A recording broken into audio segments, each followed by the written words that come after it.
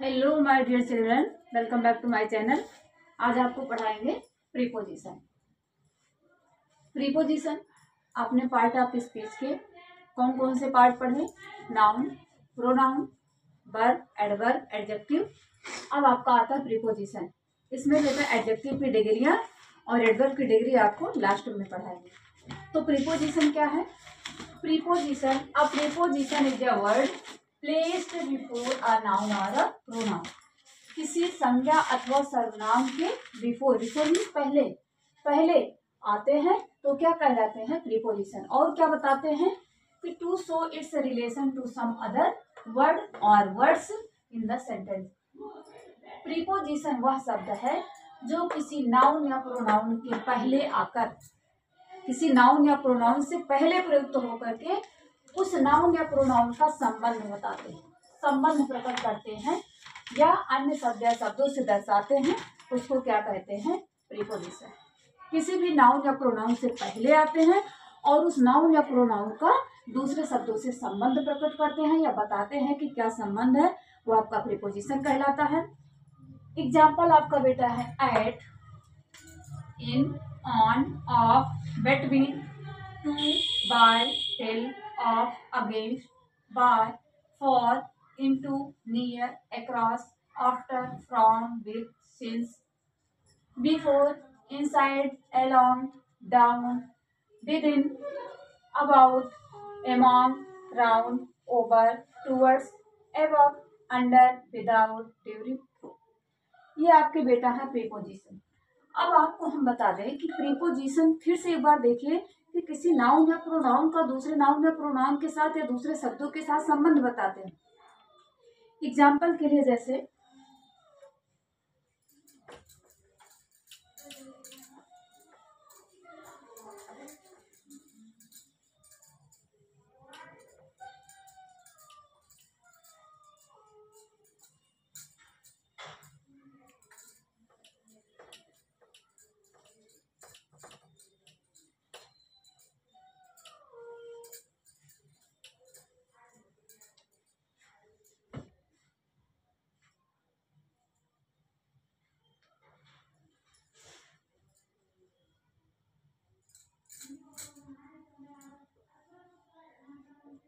Example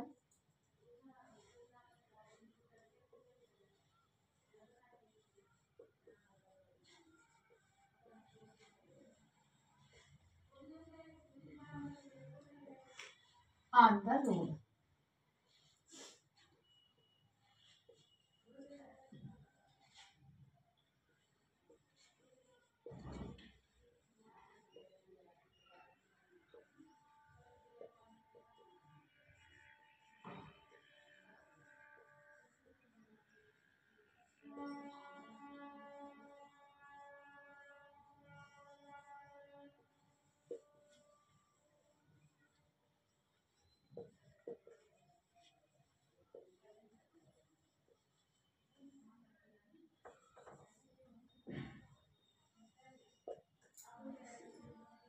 There is a dog on the road. My pen and books are in the bag. The cat jumped into the well. अब इसमें preposition क्या है? बताइए बेटा, preposition क्या है? इसमें प्रीपोजिशन क्या है? अब आपको हम हिंदी में बता दें कि जैसे एग्जाम्पल के तौर पे किताब मेज पर है, किताब मेज पर है। तो किताब और मेज का, किताब क्या है? नाउन है, और मेज क्या है? वो भी नाउन है। तो किताब और मेज का संबंध बताया जा रहा है। किताब किस पर है? मेज पर है।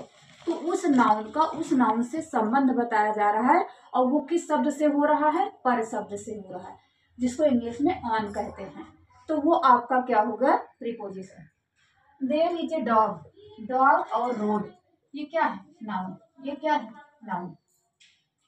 और ये नाउन जो है, इस नाउन का और इस नाउन के साथ संबंध, रिलेशन बना रहा है किसके साथ? ऑन के साथ। तो ऑन क्या है? प्रीपोजिशन। ऑन क्या है? प्रीपोजिशन है। The pen and the books, books और bag, books and bag. Book क्या है? नाउन है। बैग क्या है? नाउन है। इन दोनों का रिलेशन, इन दोनों का संबंध, इन दोनों को जोड़ने के लिए किसका प्रयोग किया गया है? इनका। इन क्या है? प्रीपोजिशन। इन क्या है? प्रीपोजिशन है। इनटू क्या है? प्रीपोजिशन। में, पर, और, साथ, द्वारा, के लिए, ये सब क्या है? आपका प्रीपोजिशन है। एग्जाम्पल में जो मैंने बेटा लिखा था उसको अच्छे से पढ़ लेना, वो सब क्या है? प्रीपोजिशन है। तो ये आपको समझ में आ गया होगा। और भी एग्जाम्पल आपको बताते हैं। अब ये सारे एग्जाम्पल का यूजेस बेटा अलग अलग है दोनों। जैसे मान लो हमने लिखा टू,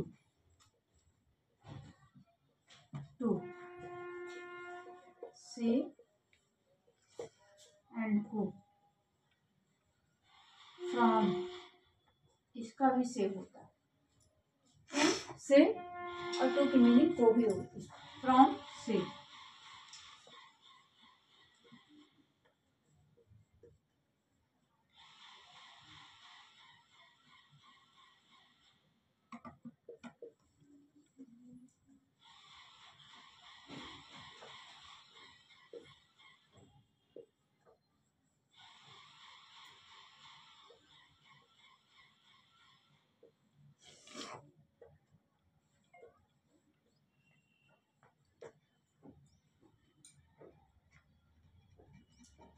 तो टू, टू का अर्थ होता है से, टू का मतलब को भी होता है।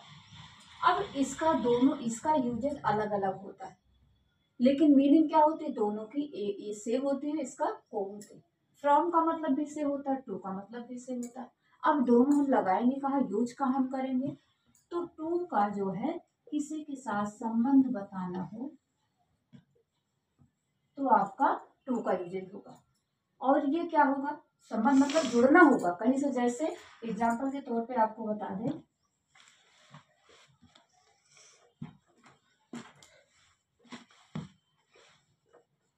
Mahesh goes to school. Mahesh क्या है? स्कूल से जुड़ रहा है, स्कूल जा रहा है, स्कूल से मिल रहा है, स्कूल से जुड़ रहा है। तो यहाँ पे इसका अर्थ को हो जाएगा, स्कूल को जा रहा है। और यहाँ पे क्या होगा? फ्रॉम से। यहाँ पे फ्रॉम का यूजेज कहाँ होता है? से के अर्थ में, जहाँ पे अलग होना होता है, दो नाउन्स अलग होते हैं, दो सब्जेक्ट अलग होते हैं। जैसे जैसे क्या होगा?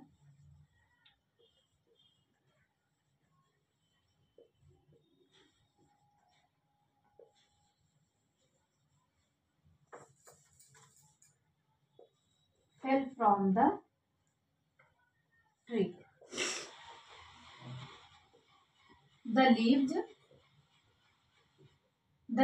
fell from the tree। पेड़ से पत्ते गिरते हैं, पेड़ से पत्ते गिरते हैं। इससे क्या हो रहा है? इससे पत्ते क्या हो रहे हैं? अलग हो रहे हैं। पेड़ से पत्ता अलग हो रहा, अलग। जैसे स्कूल से घर आना, स्कूल से हम अलग हो रहे हैं, स्कूल से दूर जा रहे हैं, तो उसके लिए फ्रॉम का यूजेज होगा। और जब जुड़ रहे हो तो वहां पे टू का यूजेज होता है। उसके बाद आपका बेटा बाय, द्वारा भी होता है, किसी के द्वारा कोई काम किया जाए तो बाय का। और कहीं कहीं समय बताने के लिए भी यूज किया जाता है। इसका डिटेल हम आपको नेक्स्ट वीडियो में बताते हैं। इनटू, में, और इन में।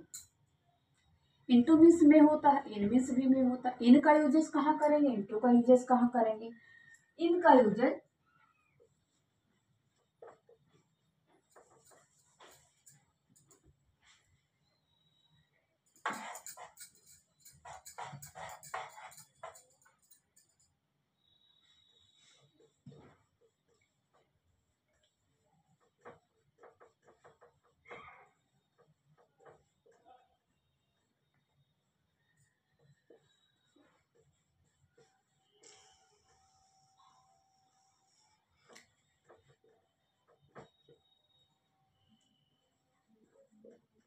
इन का यूजेस कहाँ होता है? विराम अवस्था में।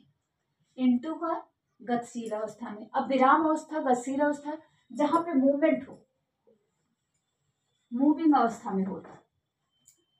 और ये रेस्ट स्टेट में होता है। ये रेस्ट स्टेट में, ये मूविंग स्टेट में। अब रेस्ट स्टेट में कैसे? जैसे अभी मैंने यहां बताया था एग्जांपल में,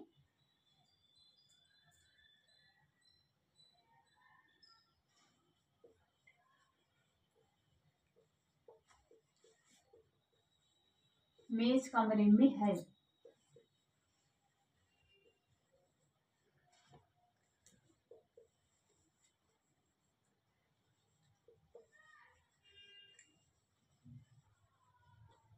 the table is in the room, मेज कमरे में है। यहाँ में आया, यहाँ में की इंग्लिश क्या होगी, इन होगी। इन क्यों यहाँ लगाया गया, क्योंकि मेज जो है रेस्ट स्टेट में है, एक जगह स्थायी हो, मूविंग में नहीं है। जो स्थायी होगा, जो रेस्ट अवस्था में होगा, जो विराम अवस्था में होगा, वहां पे इन का प्रयोग, और जो मूविंग अवस्था में होगी वहां पे इनटू का प्रयोग। जैसे मैंने अभी लिखा था, the cat jumped into the well, बिल्ली कुएं में कूदी। तो बिल्ली क्या है, मूविंग अवस्था में है। बिल्ली कुएं में जा रही है, कैसे, मूव अवस्था में, मतलब एक स्थान से दूसरे स्थान पे जा रही है, हिल डुल रही है, मूविंग कर रही है। तो वहां पे मे के लिए इनटू का प्रयोग, और यहाँ पे मे के लिए इन का प्रयोग किया जाएगा। तो ये है बेटा preposition. Preposition part of speech का सबसे इंपॉर्टेंट पार्ट होता है। इसका डिटेल स्टडी हम एक तरफ से नेक्स्ट वीडियो में हम आपको पढ़ा देंगे और समझा भी देंगे। Thank you so much.